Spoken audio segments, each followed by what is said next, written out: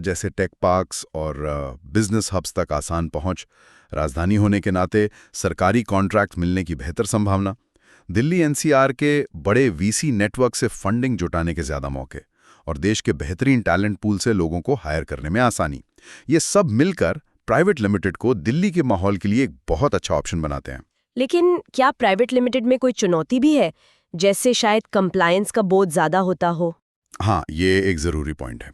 Private limited company बनाने के बाद ना कंप्लायंस का बोझ बढ़ जाता है। आपको रेगुलर बोर्ड मीटिंग करनी होती है, उनके मिनट्स रखने होते हैं, सालाना रिटर्न फाइल करनी होती है, अकाउंट्स का ऑडिट करवाना पड़ सकता है। एलएलपी और प्रोप्राइटरशिप के मुकाबले इसमें रेगुलेटरी रिक्वायरमेंट्स ज़्यादा हैं। अगर आप इन चीज़ों का ध्यान नहीं रखते तो पेनल्टी लग सकती है। इसलिए अक्सर प्रोफेशनल मदद जैसे सीए या सीएस की लेनी पड़ती है, जिससे लागत थोड़ी बढ़ जाती है। तो चुनते वक्त फायदे और कंप्लायंस बोझ दोनों को देखना ज़रूरी है। बिल्कुल, ये जरूरी बात है। चलिए अब आते हैं असल प्रक्रिया पर। गाइड कहता है दिल्ली में कंपनी रजिस्टर करने के 5 मुख्य स्टेप्स हैं और इसमें करीब 10-15 दिन लगते हैं। ये सुनने में तो काफी तेज लगता है, क्या ये वाकई इतना सीधा है? देखिए, प्रक्रिया नेशनल लेवल पर तो स्टैंडर्डाइज्ड है, जैसा हमने स्पाइस प्लस और सीआरसी की बात की। लेकिन दिल्ली में कुछ लोकल चीज़ें भी हैं जो टाइमलाइन पर असर डाल सकती हैं। और 10-15 दिन तो मतलब बेस्ट के सिनेरियो है, कई बार ज़्यादा टाइम भी लग सकता है। चलिए एक एक करके स्टेप्स देखते हैं और दिल्ली के कॉन्टेक्स्ट में बात करते हैं। पहला कदम है डिजिटल सिग्नेचर सर्टिफिकेट यानी डीएससी लेना। डीएससी क्यों जरूरी है और ये दिल्ली में जल्दी कैसे मिल जाता है? डीएससी आपकी डिजिटल पहचान है। जैसे आप कागज पर साइन करते हैं, वैसे ही इलेक्ट्रॉनिक फॉर्म्स पर डीएससी से साइन करते हैं। एमसीए पोर्टल पर सारे फॉर्म डीएससी के साथ ही फाइल होते हैं। तो ये पहला और जरूरी कदम है। दिल्ली एनसीआर में फायदा यह है कि जो लाइसेंस्ड सर्टिफाइंग अथॉरिटीज हैं, जैसे ई मुद्रा, कैप्रिकॉन, वी साइन, इनके ऑफिस या पार्टनर्स यहाँ आसानी से मिल जाते हैं। इससे वेरिफिकेशन प्रोसेस तेज हो जाता है। आपको ऑनलाइन अप्लाई करना है, फिर वीडियो या फिजिकल वेरिफिकेशन होता है। गाइड के हिसाब से दिल्ली में ऑफिस पास होने से कई बार उसी दिन वेरिफिकेशन और डीएससी टोकन का पिकअप भी हो जाता है। अच्छा। इसमें लगते हैं करीब 1 से 2 दिन। और खर्चा एक डीएससी का करीब 1500 से 3000 रुपए तक हो सकता है, 2-3 साल की वैलिडिटी के साथ। हर उस डायरेक्टर के लिए चाहिए जिसके पास डीआईएन नहीं है, और उस प्रोफेशनल के लिए भी जो फॉर्म सर्टिफाई करेगा। ठीक है, डीएससी मिल गया।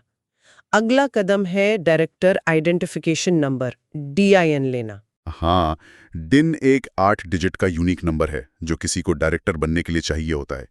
एक बार मिल गया तो लाइफ टाइम वैलिड रहता है। अच्छी बात यह है कि अब इसके लिए अलग से अप्लाई नहीं करना पड़ता है। ये स्पाइस प्लस फॉर्म के जरिए ही मिल जाता है जब आप पहली बार डायरेक्टर बन रहे हो। अगर पहले से है तो वही इस्तेमाल होगा। तो इसमें कितना टाइम लगता है और कोई अलग फीस है इसकी? ये लगभग तुरंत हो जाता है जैसे ही स्पाइस प्लस फॉर्म प्रोसेस होता है, ज़्यादा से ज़्यादा 1 दिन मान लीजिए। और इसकी कोई अलग से सरकारी फीस नहीं है, ये स्पाइस प्लस प्रक्रिया में ही शामिल है। दिल्ली में एमसी ऑफिस पास होने का एक फ़ायदा ये हो सकता है कि अगर डिन अलॉटमेंट में कोई दिक्कत आए तो शायद जल्दी पता चल जाए या मदद मिल जाए। हालांकि प्रोसेस तो सेंट्रलाइज्ड है। तीसरा कदम है कंपनी का नाम चुनना और उसे रिजर्व करना। ये कैसे होता है? कंपनी का नाम यूनिक होना चाहिए और किसी पुरानी कंपनी या ट्रेडमार्क से मिलता जुलता नहीं होना चाहिए। इसके लिए स्पाइस प्लस फॉर्म का पार्ट ए इस्तेमाल होता है। इसमें आप अपनी पसंद के 1 या 2 नाम दे सकते हैं। एमसीए का सिस्टम अब एआई वाला है, वो खुद ही चेक कर लेता है कि नाम नियमों के हिसाब से है या नहीं और किसी से मिलता जुलता तो नहीं। अगर नाम ठीक लगता है तो सीआरसी उसे आपके लिए 20 दिनों के लिए रिजर्व कर देता है।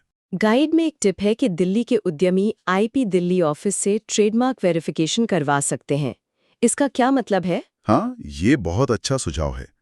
कई बार क्या होता है कि नाम एमसीए के हिसाब से तो ठीक है, पर वो किसी रजिस्टर्ड ट्रेडमार्क जैसा होता है। बाद में इससे लीगल प्रॉब्लम हो सकती है। दिल्ली में क्योंकि इंटेलेक्चुअल प्रॉपर्टी इंडिया का ऑफिस है, तो आप चाहें तो अपने नाम के लिए ट्रेडमार्क सर्च करवा सकते हैं या किसी आईपी प्रोफेशनल से सलाह ले सकते हैं।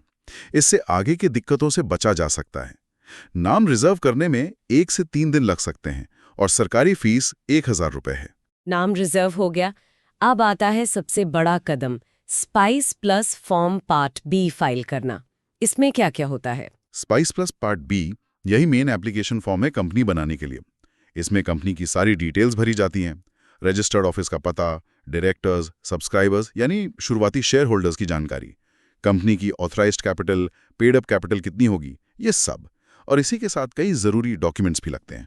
कौन से डॉक्यूमेंट्स? और गाइड कहता है दिल्ली के लिए यहाँ खास जरूरत है, मकान मालिक से एनओसी। हाँ, ज़रूरी डॉक्यूमेंट्स में है मेमोरेंडम ऑफ एसोसिएशन MOA और articles of association AOA। MOA बताता है कंपनी क्या काम करेगी, उसके उद्देश्य क्या है। AOA बताता है कंपनी चलेगी कैसे, उसके अंदरूनी नियम क्या हैं। अब ये दोनों भी इलेक्ट्रॉनिक फॉर्म में EMOA और EAOA SIPEC प्लस के साथ ही फाइल हो जाते हैं। इनके अलावा डायरेक्टर्स की सहमति लगती है DIR 2 फॉर्म में, और रजिस्टर्ड ऑफिस के पते का प्रूफ, जैसे बिजली का बिल या रेंट एग्रीमेंट। और यहीं पर आती है दिल्ली वाली बात। अगर आपका रजिस्टर्ड ऑफिस किराए की जगह पर है तो आपको मकान मालिक से एक नो ऑब्जेक्शन सर्टिफिकेट यानी NOC लेना ही लेना है कि उन्हें कोई आपत्ति नहीं है आपकी कंपनी को उस पते पर रजिस्टर करने से।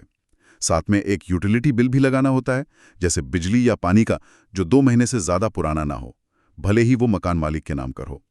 ये दिल्ली प्रॉपर्टी कंप्लायंस के लिए बहुत ज़रूरी माना जाता है और ROC इस पर काफ़ी ध्यान देता है। अच्छा, रेंट अग्रीमेंट होने पर भी एनओसी चाहिए? हाँ, कई बार रेंट एग्रीमेंट के बावजूद अलग से NOC मांग लिया जाता है, तो ये डॉक्यूमेंट तैयार रखना पड़ता है। इसमें थोड़ा एक्स्ट्रा एफर्ट लग सकता है। तो ये पूरा स्टेप, मतलब spice plus part B filing, इसमें कितना टाइम और खर्चा आता है? डॉक्यूमेंट तैयार करने, फॉर्म भरने, फाइल करने, इसमें 3 से 5 दिन लग सकते हैं। सरकारी फीस डिपेंड करती है ऑथराइज्ड कैपिटल पर। अंदाजन ये 2000 से 10,000 या उससे ज्यादा भी हो सकती हैं। स्टाम्प ड्यूटी भी इसी टाइम देनी होती है, जिसकी बात हम अभी करेंगे। और फिर आता है आखिरी पड़ाव, निगमन प्रमाण पत्र, सर्टिफिकेट ऑफ इनकॉर्पोरेशन मिलना। बिल्कुल। जब CRC आपकी spice plus part B application और सारे डॉक्यूमेंट्स चेक कर लेता है और सब ठीक लगता है, तो वो सर्टिफिकेट ऑफ इनकॉर्पोरेशन कोआई जारी कर देता है। इस सर्टिफिकेट पर एक CIN नंबर होता है, कॉर्पोरेट आइडेंटिटी नंबर। ये आपकी कंपनी का यूनिक नंबर है। कोआई मिलते ही आपकी कंपनी कानूनी तौर पर बन जाती है। इसके साथ ही पैन और टैन भी अलॉट होकर आ जाते हैं। और जैसा हमने पहले कहा, कोआई जारी होने के बाद कंपनी दिल्ली ROC.delhi@mca.gov.in के अधिकार क्षेत्र में आ जाती है। इसमें कितना टाइम लगता है और क्या इसकी अलग कॉस्ट है? CRC से अप्रूवल और सर्टिफिकेट आने में आमतौर पर 1 से 2 दिन लगते हैं, अगर एप्लीकेशन में कोई कमी ना हो। इसकी कोई अलग से फीस नहीं होती, ये फाइलिंग फीस में ही शामिल है। तो कुल मिलाकर अगर सब ठीक रहा तो पूरी प्रक्रिया 10-15 दिनों में हो सकती है। लेकिन अगर एप्लीकेशन में कोई कमी निकलती है, जिसे रीसबमिशन कहते हैं, या वो NOC जैसे लोकल वेरिफिकेशन में टाइम लगता है, या ROC पर काम ज्यादा है, तो इसमें ज्यादा समय भी लग सकता है। तो प्रक्रिया सुनने में तो ठीक है, पर कुछ चीजों पर ध्यान देना है, खासकर दिल्ली के NOC वाले नियम पर। अब आते हैं सबसे अहम सवाल पर, खर्चा। दिल्ली में कंपनी रजिस्टर करने में कुल कितना पैसा लगता है? गाइड ने इसका एक ब्रेकडाउन दिया है। हाँ, लागत समझना बहुत जरूरी है। इसको हम कुछ हिस्सों में देख सकते हैं। पहला है सरकारी फीस। इसमें नाम रिजर्वेशन 1000 रुपये, स्पाइस प्लस फाइलिंग फीस जो कैपिटल पर निर्भर है, मान लीजिए 2000 से 10,000 रुपये, और DSC का खर्च 1500 से 3000 रुपये प्रति DSC। ये फीस तो पूरे देश में लगभग एक जैसी ही है। तो सरकारी फीस का हिस्सा करीब 5000 से 15,000 रुपये या थोड़ा ज्यादा हो सकता है। लेकिन गाइड कहता है कि दिल्ली में स्टैंप ड्यूटी अलग है। ये क्या होती है और कितनी होती है? हाँ, स्टैंप ड्यूटी राज्य सरकार लगाती है, तो ये हर राज्य में अलग होती है। दिल्ली में रजिस्ट्रेशन के टाइम मेनली 2 डॉक्यूमेंट्स पर लगती है, MOA और AOA पर। आर्टिकल्स ऑफ एसोसिएशन AOA पर स्टैम्प ड्यूटी लगती है ऑथराइज कैपिटल के 0.15% के हिसाब से, लेकिन इसकी एक मैक्सिमम लिमिट है 2.5 लाख रुपए। मेमोरेंडम ऑफ एसोसिएशन MOA पर फिक्स ड्यूटी है गाइड के हिसाब से 200 रुपए। इसके अलावा अगर शेयर सर्टिफिकेट्स जारी होते हैं तो उन पर शेयर्स की नॉमिनल वैल्यू का 0.1% स्टैम्प ड्यूटी लगती है। तो अगर आप कम कैपिटल से शुरू कर रहे हैं, जैसे 1 लाख रुपए, तो स्टैम्प ड्यूटी शायद कुछ 100 रुपए ही हो। लेकिन अगर कैपिटल ज़्यादा है तो ये हज़ारों या लाखों में भी जा सकती है। अंदाजन ये 200 रुपए से शुरू होकर 25,000 या उससे भी ज़्यादा तक हो सकती है। ठीक है, सरकारी फीस और स्टैम्प ड्यूटी के अलावा और क्या खर्च हैं? प्रोफेशनल फीस का जिक्र है जो दिल्ली में ज़्यादा हो सकती है। हाँ बिल्कुल, ज़्यादातर लोग कंपनी रजिस्ट्रेशन के लिए किसी प्रोफेशनल की मदद लेते हैं, CA या CS की। ये लोग पूरी प्रक्रिया संभालते हैं, डॉक्यूमेंट बनाते हैं, फॉर्म फाइल करते हैं, सब कुछ सही हो ये देखते हैं। इनकी फीस इनके अनुभव, फर्म की रेपुटेशन और काम कितना कॉम्प्लेक्स है इस पर निर्भर करती है। गाइड का अनुमान है कि दिल्ली में ये फीस 10,000 से 25,000 तक हो सकती है। ये शायद कुछ दूसरे शहरों से थोड़ी ज़्यादा हो क्योंकि दिल्ली में डिमांड ज़्यादा है और लिविंग कॉस्ट भी। लेकिन इस फीस में अक्सर उनकी लोकल आरओसी एक्सपर्टीज और आगे के कंप्लायंस सपोर्ट का भरोसा भी शामिल होता है। और क्या कोई और छिपी हुई लागतें हो सकती हैं? गाइड ऑफिस वेरिफिकेशन और प्रॉपर्टी एनओसी डॉक्यूमेंट्स पर 2,000 से 5,000 रुपए के एक्स्ट्रा खर्च की बात करता है। हाँ, ये छोटे मोटे खर्चे भी जुड़ जाते हैं, जैसे रजिस्टर्ड ऑफिस के लिए रेंट एग्रीमेंट बनवाना, उसे नोटराइज करवाना, एनओसी के लिए शायद मकान मालिक से थोड़ी बात करनी पड़े, इन डॉक्यूमेंट्स को तैयार करवाने में जो टाइम लगता है, भागदौड़ होती है, इन सब पर 2,000 से 5,000 रुपए तक का एक्स्ट्रा खर्चा आ सकता है। तो अगर हम सबको जोड़ दें, सरकारी fees, stamp duty, professional fees और ये छोटे मोटे खर्चे, तो दिल्ली एनसीआर में एक प्राइवेट लिमिटेड कंपनी रजिस्टर करने का कुल खर्च मोटे तौर पर 15,000 रुपए से 40,000 की रेंज में आ सकता है। 15,000 से 40,000? हाँ, ये एक अंदाजा है। असल लागत आपकी कंपनी की जरूरतें और कैपिटल पर निर्भर करेगी। ये जानना जरूरी था। क्या गाइड लागत कम करने के कुछ तरीके भी बताता है, खासकर दिल्ली के लिए? हाँ, गाइड में कुछ बहुत प्रैक्टिकल टिप्स हैं। पहला, महिला उद्यमी लाभ। जैसा पहले कहा, अगर कंपनी में ज्यादातर डायरेक्टर महिलाएं हैं तो दिल्ली में स्टैम्प ड्यूटी में छूट है। ये काफी बचत हो सकती है। हाँ, ये महत्वपूर्ण है। आपकी गलतियों और पेनल्टी से बचा सकता है, तो ये एक तरह का इन्वेस्टमेंट है। तीसरा, ऑफिस लोकेशन।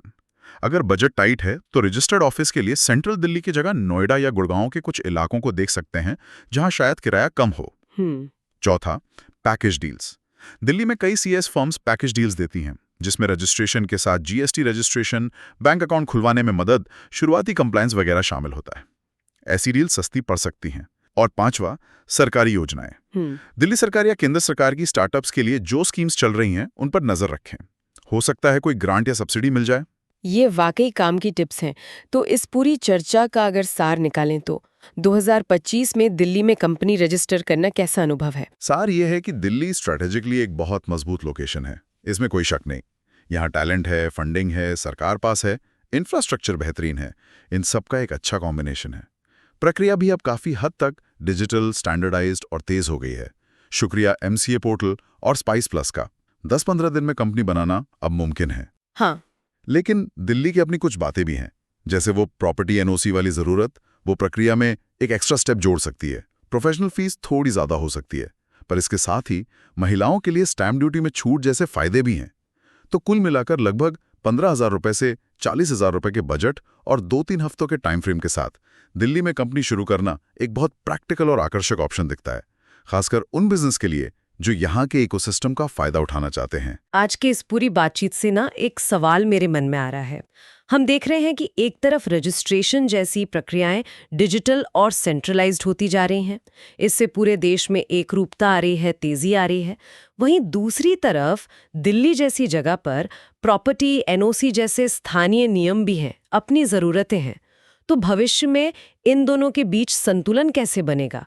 क्या ये स्थानीय ज़रूरतें धीरे धीरे नेशनल सिस्टम में ही मिल जाएंगी, या फिर यह हमेशा एक एक्स्ट्रा लेयर बनी रहेंगी जो लोकल एडमिनिस्ट्रेशन की भूमिका को दिखाती हैं?